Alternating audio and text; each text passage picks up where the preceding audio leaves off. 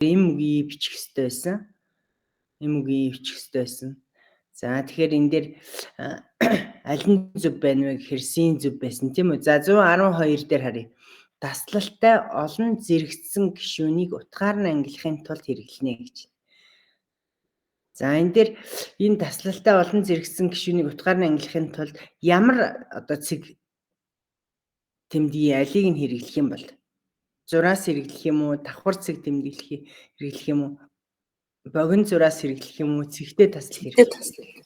За цэгтэй тасал зэрэгцсэн гишүүнийг гэж юм тийм ээ. Олон зэрэгцсэн гишүүн байгаа учраас энийг цэгтэй таслалаар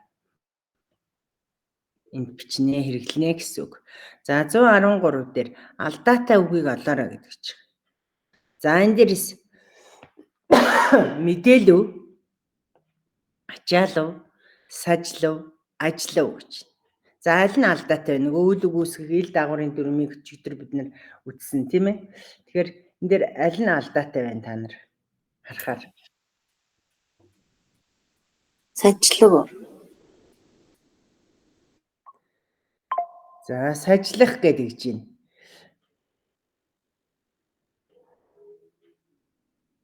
Сажлах. За тэгэхээр зэрэг аль нь сажлах гэдгийг яаж үчгээр байна вэ?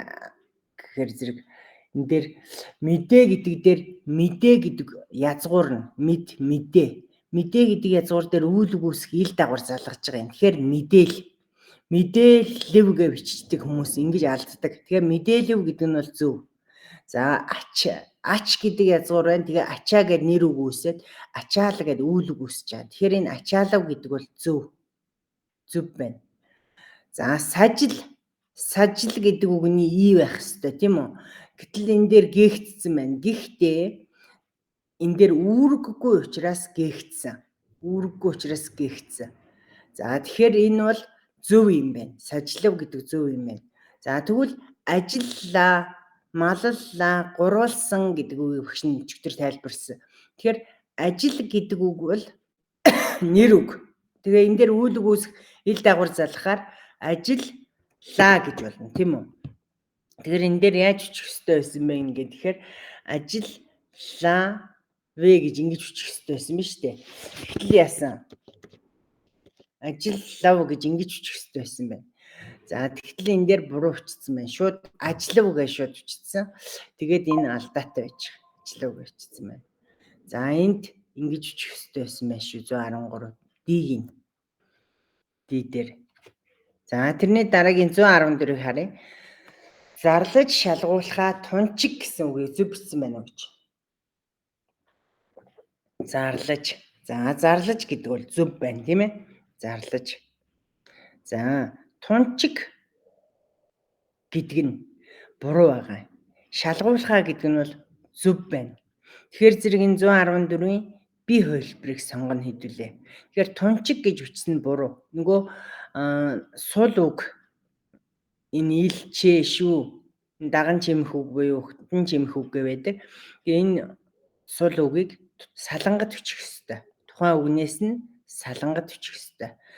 За тэгэхээр энэ дээр яг нь бийг сонгоно. За 115-ыг харъя. 115-ыг харъя. За 115-ыг болохоор зэрэг бэлэгдэлтэй, хичнээн, тэр шаах гэж юм тийм үү.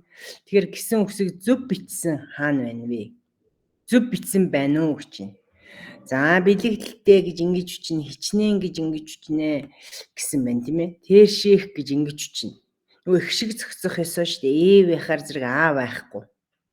Тэгэхээр бэлэг гэдгийг багш нь өчигдөр хэлсэн. Оюун бэлэг гэдгийг биелэг гэж үчнэ. Бэлэг тэмдэг гэвэл бэлгэ гэж үчнэ. Бэлэг өгөх өвгөн аавын бэлэг гэвэл бэлэг гэж үчнэ. Тэгэхээр энэ хувилбар зөв. Тэгэхээр бэлгээ дэлтэй гэж ингэж үчих нь байна. Бэлгээ дэлтэй гэж ингэж үчих нь ш. Тэгтэл энэ дээр буруу бичсэн байна. За хичнээн гэдгийг манайхан дандаа хийгээд бичээд идэг. Энэ язгуур нь бол хэд гэсэн язгууртай хэ язгууртай хгүй хэд хичнээн хэдэн гэдэг. Тэгэхээр зэрэг хэ язгууртай хань ш. Тэрнээс биш хи язгууртай биш. За энэ их шиг зохицох ёсоор тэр ших гин. Тэрс тэр шах гэж ярьдаг боловч тэр ших гэж үчих ёстой хань ш. За энэ дээр Э хувилбарыг сонгоно. За 116 дээр хэлбэрийн хувьд бие даасан өгүүлбэрүүд утгын хувьд нэгт холбоотой байвал хооронд нь юу тавих вэ? За цэглэлийн дөрвийн багш нь контентоор оруулчихна. Тэгэхээр тэрийг маш сайн үзэж та нар маань судлаарай. Ер нь бол зөв бичих дүрм өөрөө судлаа гэвэл интернетэд зөв бичих дүрм журамсан тойл гэж хайнгууталжуулна шууд гараад ирж байгаа штэ. За тэгээ энэ дээр 116 дээр болохоор зэрэг аль нь вэ нвэ гэхээр одоо энэ дээр би дээр бол таслалтай зураас давхар цэгтэй таслал гэж тийм ээ. Тэгэхээр энэ дээр бол цэгтэй таслыг хэрэглэнэ. Би даасан одоо хэлбэрийн хувьд би даасан өгүүлбэрүүд утгын хувьд нэгт холбоотой байвал цэгтэй таслал тавина. Жишээлбэл манай аргал яасан? Бороонд их норжээ. Нар гараасай. Аргал хатгсан. За энэ дээр ди хувилбарыг сонгох нь байна. 117 дээр судлаа, ажиллагаа, ирмэлзэл гэсэн үгийг гурвуулан ингээ буруу бичсэн байгаа энэ дээр. Тэгэхээр зэрэг бүгд буруу. Энэ дээр судал яа. Нөгөө үйл үгүйсгийл дагаврын дүрмээр заримдаг гэвлэгчээр төгссөн бол үйл үгүйсгийл дагаврыг өмнө нь ихшгийг хичнэ. За ажиллагаа гэдгийг ажиллаа гэд үйл үг болж байгаа шүү дээ. Ажиллаа. За ирмэлзэл гэдэг бичих ёстоймыг ирмэлзлэл гэж бичээд идэг. Тэгэхээр зэрэг буруу.